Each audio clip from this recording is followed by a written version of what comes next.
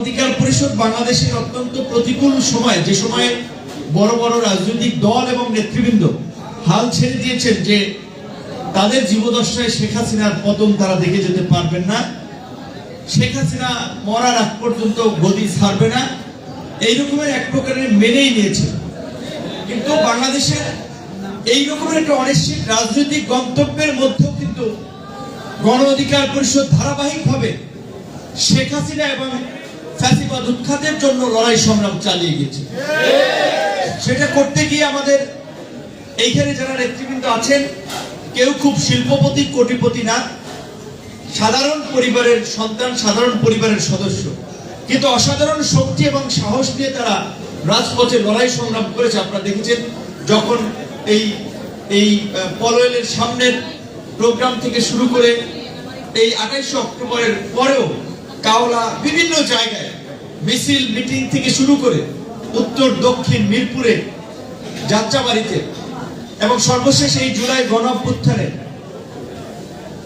অবশ্যই এই জুলাই গণ অভ্যুত্থানে দেশের আপামর জনসাধারণ রাজপথে নেমে এসেছিল। তাদের সম্মিলিত প্রচেষ্টা এবং সহযোগিতা আমরা সফল হয়েছি। কিন্তু এই পথ রচনার ক্ষেত্রে, পটভূমি রচনার ক্ষেত্রে, প্রেক্ষাপট তৈরিতে রাজনৈতিক কর্মীরাই কাজ করেছে। রাজনৈতিক কর্মীদের আত্মত্যাগ এবং প্ল্যান পরিকল্পনাই ফ্যাসিবাদ হটাতে একটা সফলতার দিকে এই আন্দোলনকে নিয়ে গিয়েছে। সেখানে অন্যান্য পুরাতন এবং সিনিয়র রাজনৈতিক দল এবং নেতৃবৃন্দের চেয়ে গণ অধিকার পরিষদের নেতৃবৃন্দের অবদান কোনো অংশেই কম নয়।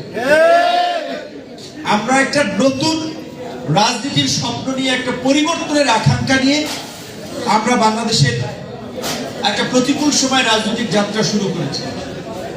আমরা এখন একটা নিবন্ধিত রাজনৈতিক দল, কিন্তু আমাদের এই পথ চলা কোনোভাবেই সহজ ছিল না।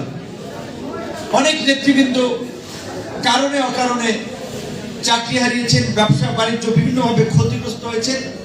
কাজেই রাজনীতির প্রতিকূল সময়ের বাস্তবতাটা আমাদের নেতাকর্মী, আপনারা যেটা দেখেছেন, অভিজ্ঞতা অর্জন করেছেন, সেটা অন্যদের ক্ষেত্রে সেই অভিজ্ঞতা অর্জন করা অত সহজ নয়। আগামীতে বাংলাদেশে শেখ হাসিনার মতো ফ্যাসিবাদ আমরা আশা করি ভবিষ্যতে হবে না। এই ফ্যাসিস্ট শেখ হাসিনার আমলে, যেখানে শুধুমাত্র শেখ হাসিনার রাজনৈতিক দল আওয়ামী লীগ না, পুরো রাষ্ট্রযন্ত্র প্রশাসন একটা নিপীড়ন নির্যাতনের মধ্যে দিয়ে গণবিরোধী অবস্থান নিয়েছিল, যার মধ্যে থেকে আপনারা কাজ করেছেন। কাজে এই পরিবর্তিত প্রেক্ষাপটে আমরা যেন সেটি ভুলে না যাই। আওয়ামী লীগের একক আধিপত্যের কারণে কিভাবে আওয়ামী লীগের রাজনৈতিক পতন হয়েছে, আওয়ামী লীগের নেতা কর্মীদের অপকর্মের কারণে মানুষ কিভাবে আওয়ামী লীগকে ঘৃণা করেছে, তার একটা বহিঃপ্রকাশ এই জুলাই গণ অভ্যুত্থানে দেখেছে যে রাজনৈতিক দলের বাইরেও সাধারণ মানুষ আওয়ামী লীগের পতনের জন্য রাজপথে নেমে এসেছে। আজকে এই গণ অভ্যুত্থান পরবর্তী আমরা একটা শান্তি সম্প্রীতির, একটা সহনশীলতা রাজনীতির কথা বলছি, যেখানে কোনো চাঁদাবাজি, লুটপাট, দখলদারি, হামলা মামলা, হয়রানি, জিম্মি করা থাকবে না। কিন্তু আপনারা যদি দেখেন, ঢাকা শহরের আগে সেটা মার্কেট থেকে শুরু করে ফুটপাতে চাঁদাবাজি, দখলবাজি আগেও যেভাবে চলছে, এখনো একইভাবে চলছে। আগে যারা করছে তারা এখন পলাতক, এখন আবার ধরেন আমরা, আপনারা, বিভিন্ন দলের লোকজন কিন্তু এটা আবার করতেছে। হয়তো আপনাদের পার্টিসিপেশন সেখানে নাই, আমি বিশ্বাস করি যে এই চাঁদাবাজি, দখলবাজির মধ্যে গণ অধিকার পরিষদের লোকেরা নাই, কিন্তু কেউ না কেউ করছে, যে নামেই হোক, যে পরিচয় হোক, কেউ না কেউ করছে। তো তাহলে দেখেন, এই যে সাধারণ মানুষ এই আন্দোলনে নামলো একটা পরিবর্তনের আকাঙ্ক্ষা নিয়ে, আমরা নতুন বাংলাদেশ বিনির্মাণের কথা বলছি। এখন যদি সমন্বয় পরিচয়ে, নেতা পরিচয়, অমুক পরিচয়, তমুক পরিচয়ে মানুষের উপরে আবার যদি আগের মতো সেই খবরদারি, মানুষের উপরে আপনার জুলুম করা, মানুষের উপরে অন্যায় করা, চাঁদাবাজি, দখলদারি, এগুলো চলতে থাকে, তাহলে এই পরিবর্তন হয়ে কি লাভ হলো? সেই জায়গা থেকে আমরা মনে করি রাজনৈতিক দল হিসেবে এখন আমরা তো কোনো সরকারি বা অফিসিয়াল কোনো দায়িত্বে না। আগামীতে জাতীয় এবং স্থানীয় নির্বাচন হবে, সেখানে যদি আমরা নির্বাচনে অংশগ্রহণ করে যদি আমরা জনপ্রতিনিধি হই, আমরা অফিসিয়ালি জনপ্রতিনিধি হিসেবে আমরা বিভিন্ন জায়গায় এই চাঁদাবাজি, দখলবাজি বলেন, মানুষের উপরে অন্যায় জুলুম করেন, এর বিরুদ্ধে একটা পদক্ষেপ নিতে পারবো। চাই আগামীতে যখন জাতীয় নির্বাচন হবে, গণ অধিকার পরিষদের 4 প্রতীকে আমাদের প্রার্থীরা অংশ নেবে। স্থানীয় নির্বাচন যখন হবে, ঢাকার প্রত্যেকটি ওয়ার্ডে যেন আমাদের কাউন্সিলর প্রার্থীরা থাকে। সেইভাবে এখন থেকে নিজেদেরকে তৈরি করেন, মানুষের কাছে যান। যারা কাউন্সিলর নির্বাচন করবে তারা সংশ্লিষ্ট এলাকায় ভোটার হতে হবে। এখন থেকে ওই এলাকার মানুষের সাথে সম্পৃক্ততা তৈরি করতে হবে। যখন মানুষ দেখবে যারা এই দলের প্রতিনিধি আছে তাদের মধ্যে এই চাঁদাবাজি, দখলবাজি, অন্যায়, নিপীড়ন, জুলুম এগুলো নাই, আর যারা করছে তাদেরকেও মানুষ দেখছে। তো এই ডিসেম্বরের মধ্যেই আপনার জাতীয় নির্বাচন হওয়ার কথা প্রধান উপদেষ্টা আজকেও বলেছেন। ডিসেম্বরে জাতীয় নির্বাচন হলেই তার ধরেন 6-7 মাসের মধ্যে আবার স্থানীয় নির্বাচন হয়ে যাবে। আগের মতো পুলিশ দিয়ে আপনার কিংবা দলীয় লোক দিয়ে ভোট কেন্দ্র দখল করে ব্যালটে সিল মেরে কাউন্সিলর হওয়া, মেয়র হওয়া, উপজেলা চেয়ারম্যান হওয়া, এমপি হওয়া সেই দিন আর নাই। এখন দিন বদলাইছে। এখন মানুষ প্রতিবাদী, মানুষ বিপ্লবী। কাজেই মানুষ এখন অন্যায়কে রুখে দিতে পারবে, জালিয়াতি কারচুপির বিরুদ্ধে দাঁড়াতে পারবে। সেই জন্য আমাদের দরকার যে মানুষকে রাজনৈতিকভাবে সচেতন করা। তো আজকের প্রোগ্রামে আমি বলেছিলাম যে উত্তরার বিশিষ্টজন, বিভিন্ন কমিউনিটির লোকজনকে আপনারা দাওয়াত করবেন, করেছেন, তারা এসেছে, আপনাদের একটা সুশৃঙ্খল প্রোগ্রাম দেখেছে, আপনাদের সম্পর্কে একটা ইতিবাচক ধারণা তৈরি হয়েছে। আগামীতে আপনাদের বিভিন্ন কার্যক্রমে আমি মনে করি আমাদের একটা চেইন অফ কমান্ড এবং সুশৃঙ্খলতার পরিচয় দিতে হবে। শৃঙ্খলা ছাড়া আসলে সংগঠনকে এগিয়ে নেওয়া যায় না।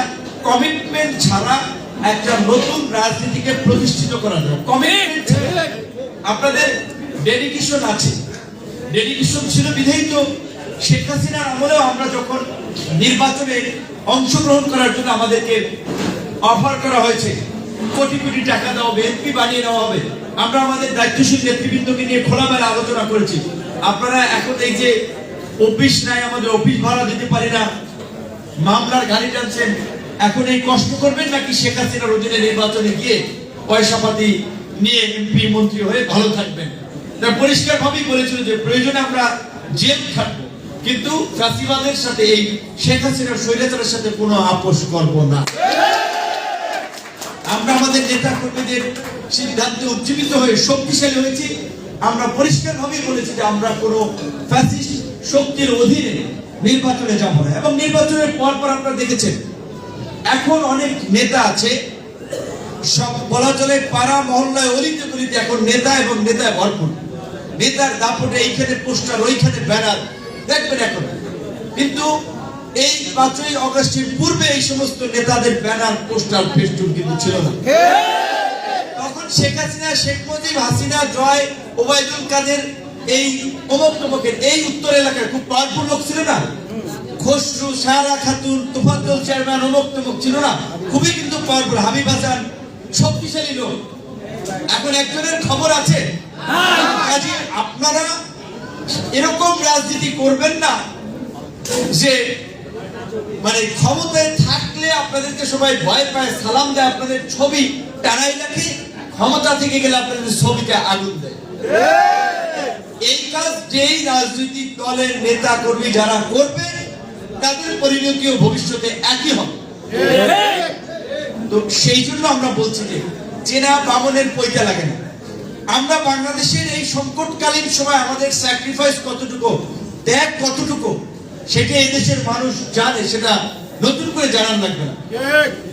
আমি আপনাদেরকে বলবো যে এতদিন আন্দোলন করেছেন, সংগ্রাম করেছেন, থানায় গিয়েছেন, পুলিশ হয়রানি করেছে, এলাকায় গিয়েছেন, ছাত্রলীগ, যুবলীগ, আওয়ামী লীগের লোকেরা হয়রানি করেছে।